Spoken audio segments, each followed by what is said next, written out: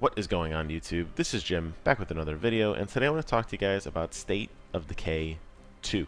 Now I got this for free on Game Pass, and it is a game that I probably would not have bought on my own.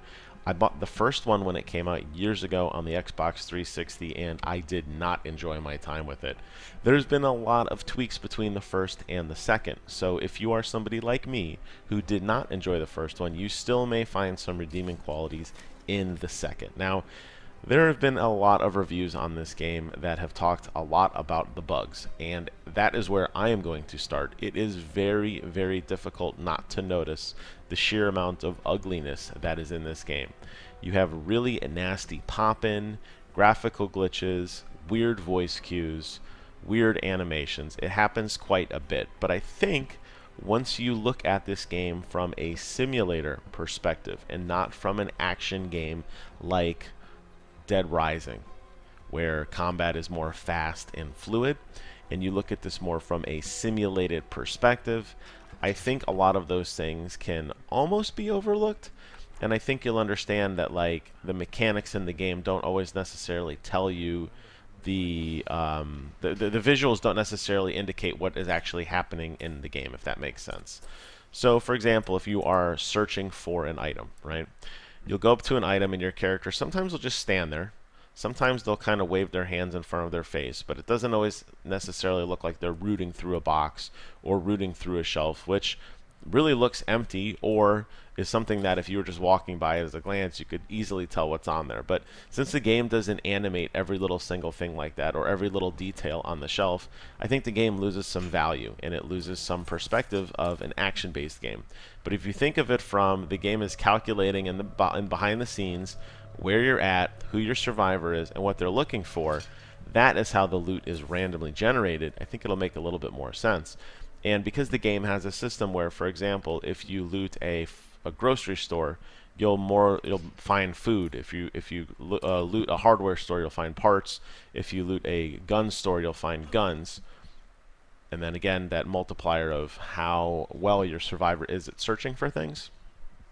I think if you think about it that way, then it kind of makes a little bit more sense. But the game isn't really branded so much as a simulator. And when you watch a lot of the Let's Plays, you see characters running around and you see them fighting. And even when Xbox did their very own play session with Chandler Riggs from Walking Dead, he came on as a special guest. And they did an hour of him just running around. There's absolutely no base building. It was him and another guy from Xbox, Jeff Rubenstein, and all they did was sit there and play and run around and kill things. And when you look at it from that perspective, it's not as rewarding. So I think I beat that up enough to kind of differentiate the two. So if you're looking for something that is very, snap combat friendly, pulling off 360 no scopes, and running around, jumping, climbing, fighting through cars, you're better off playing other games like Dead Rising, or you're better off playing any other zombie type game, because this game doesn't really fit that bill. What this game is about, though, is about pure survival, and it really is Walking Dead, the game. You start off with a group of survivors, and you slowly build up a base, and you slowly start to expand your influence across a zone. You'll meet other survivors along the way that will give you quests that will ultimately join you. The thing that is unique about this game is, again, in that simulator sense of you're trying to quote-unquote save mankind, you're not as interested in saving just an individual person. So you will very constantly swap between people, and it is easy to get connected to a character in this game. In this case, I'm playing as Brando, and he's kind of like my main guy. He was one of the first two survivors that I met, and I toggle between him and his sister. He actually is one of the guys who gets bit, and for story reasons, he's the one who I have to find this cure for this thing called the blood plague. But so I've kind of been playing with Brando since the beginning, so I've built him up a little bit more. His stats are better because he's done more things. So every character, as you play with them more, you unlock more abilities for them. So he's really good at hand-to-hand fighting because I didn't have a lot of guns early on, and he was my go-to guy. But he gets tired, and all the characters get tired, and there's going to be times when he needs to go to sleep, and I need to play in real time with a different person in order to let him rest, so that when I come back, in a couple days or whatever, he's ready to go. Now, unlike the first one, and the second Walking Dead, in the second State of Decay 2, when you sign out, the world pauses. The first one had a persistent universe, which was extremely frustrating because it was a job, and if you logged off or signed off, whatever, the game was still running when you weren't, and that's what really drove me away from the first one. The second one, thankfully, pauses time. When you come back, you pick up where you left off. But the problem is, for example, if you really want to play with this guy Brando, I have to quote-unquote suffer and play for an hour or two with another character while Brando gets to sleep, while he gets to eat, while he gets his energy back up. So you're going to have to get used to the fact that you're not going to get to play with one character from beginning to end, and that really does go in a contradictory nature to a lot of the other games that we play, where you build up a character with stat points and customizations and make them uniquely your own. You really don't do that in this game. They're just part of a whole, and the quote-unquote character in this game is really the human character, as you're trying to push back this zombie menace and build up society and to make it a better place for people to live. So I like that hook of it, and I've been playing it under that kind of perspective, and I've been enjoying it a lot more. But it is a game of trade-offs a lot, and as cool as the survival element of it is, and as fun as it is to run around and just murder zombies with your friends, everything comes at a cost. So you have to constantly go out and get food. You constantly have to go out and get water and ammunition and build up your base, because you will get overrun and you will die. Now, zombies do frequently attack your home base, which is really frustrating because you may or may not be there when it happens, and you can't just like fast travel back. You actually have to work your way across the map. So if you're like me in the early stages of the game and you do not have access to a vehicle yet, you're walking around everywhere you go. You get a call on your radio that your base is under attack. You better make sure that you have enough survivors there, because I have come back and I've had people severely hurt, and I've like, uh-oh, I'm afraid this might be it, you know what I mean? Like, we're in big trouble. Thankfully, they were able to fend themselves off, and there are more mechanics in the game, particularly with how you build your base up to kind of defend, set yourself up for success a little bit more, and that does help a little bit too. Your base is a really big part of this game, and it's really kind of the focal point of the game, even though there's so much emphasis on running around and scavenging and everything, because what you're trying to do is build your base up to be as self-sustaining as possible. So it is an overtop, like a base simulator type thing, where you need to build different, you have like different spots where you can build things. You could build barracks, you could build infirmaries, you can build weapon benches to make more bullets. Or you could take an approach more like I did, where you took, sustainment things. So I built like a garden, and I'm working on a water catcher, and those are things that are important to me. But if you just want to go to war, you could build defensive towers, you could build workbenches, you could build, part garage type things to beef up your weapons and modify your melee abilities and that sort of thing. So there is a lot of customization there in how you want to play, and that does tie into kind of the ultimate end goal of the game, is to promote a character up to a leader and fill out their specific wants or desires. So there are characters that are more warlike than others, whose ultimate goal is to eradicate zombies by brute force. There are other survivors you'll come across that have different goals, with more humanitarian type goals.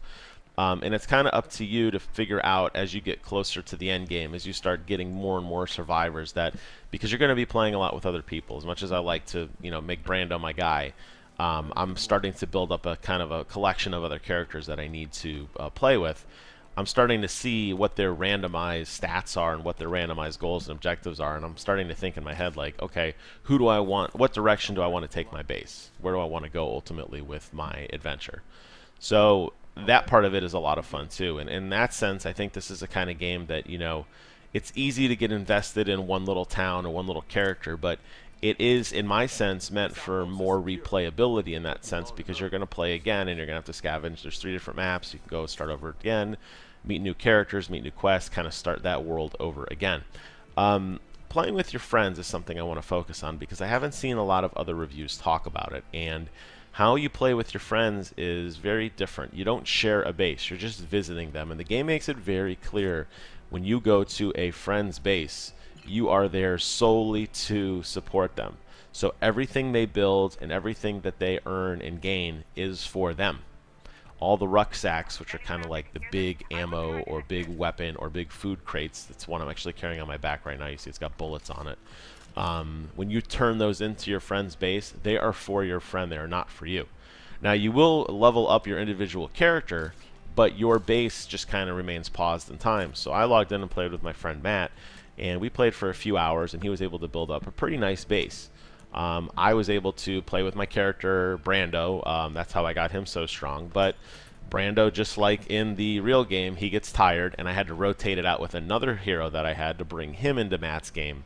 But when I logged out of Matt's game and I played by myself the next night, my base was still like on level 1, and I still had to do like the basic quests. So even though I had like overcharged heroes and characters and such, I didn't necessarily have the base to support it, and that was like a little frustrating because I kind of had to do everything again. So you have to make that conscious effort when you're playing with multiplayer that, you know, you maybe just take turns helping your friend, like they build your base, you build their base, whatever. What I would have liked to see is a more persistent base building system, something like in Minecraft where there's a base on a server somewhere and people just log in and come and go and pick any of the characters that they want and kind of, you know, work on the base a little bit, and everybody kind of as a collective. I think that would have more encompassed the spirit of this continuity and this community that's really missing in this game because of that. And it's, you know, very what's yours is yours, what's mine is mine kind of thing, and it kind of breaks up the weird idea when you're playing in a single player mode that it's exactly the opposite. So that kind of goes back to what I was saying earlier about it's a game of trade-offs. You know, you have these really cool systems put in place, but then they seem very contradictory in nature. You know, what I would have liked to see is a lot more customization in that standpoint. Maybe let me customize the people I come across, or let me customize their names, or give them a little bit of a backstory to make this world a little bit more my own. But if you know, if the game wants me to, you know, play within its rules, that's fine too. But understand that there's not going to be that connection that you would have between some of the other characters because of, you know, it's more RNG. And maybe in my game, Brando's my guy, and in Matt's game, Brando doesn't even exist. While the world does become uniquely your own, it just feels a little weird when you're kind of playing with another person, they just drop in, and because it's so simulator friendly, it just doesn't really fit in kind of the overall lore of the game that you're going to have these random characters pop up, help you a ton, and then vanish and never be seen again. So that part is a little weird. To wrap it up, I want to say that, you know, I didn't think I would like this game, and I really did make fun of it when it came out, and I really didn't give it the chance it deserved. And it is going to be hard for anybody who's diving into this game for the first time to get over some of the ugly pop-in graphics and some of the poor performance on both Xbox One and on Windows PC. Now, Windows does look significantly better, and it does run a lot smoother, but you are still going to run into some really nasty lag spikes and rubber banding, and especially if you're playing online, and you're going to run into a lot of issues that you probably shouldn't. And I feel like if that technical piece of it could at least get cleaned up, then I think people could kind of overlook some of that. But they can't, and I don't blame them, and it does look ugly. And when you're looking at games like Sea of Thieves, and you're looking at games like God of War, there are these beautiful, very detailed, explorable, nice environments. And then you look at a game like this that looks kind of like an Xbox 360 game with a very old engine that chugs when there's only 3 or 4 zombies on the screen at a time. It's hard to kind of, you know, dismiss that. So taking all that into account, it is still a fun game. I have to give this game a 5 out of 10. I think if the graphics were cleaned up, it would have been significantly higher score because it is fun to build your base and it is fun to kind of carve your own story. It is fun to get that support from your friends, but again, keep in mind it's a game of trade-offs. So for every kind of direction you take your base in by yourself, if your friend's helping you, you're going to have to play it again for your friend or do it by yourself. The game does punish you if you're stupid. Your characters will die.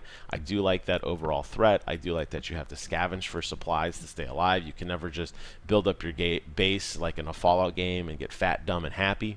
That doesn't work. This world is harsh, and it remains harsh throughout the entire story. It's not something that eventually gets better. As a matter of fact, the plague hearts, which are something that you're hunting all the way through the game, expand over time if you are not careful, and they will send more and more zombies towards your base. So you have to be mindful of fighting through all that stuff. So, like I said, a 5 out of 10, State of Decay. It's still a game I recommend, despite the fact I gave it a average, kind of lower score. I think it's something that you want to check out. If you have Game Pass, definitely invest a couple hours in it. Try to overlook the ugly graphics, and I think you will find a rewarding game at the light at the end of the tunnel. As always, I want to thank you guys so much for watching, and until next time, I will see you guys on the other side.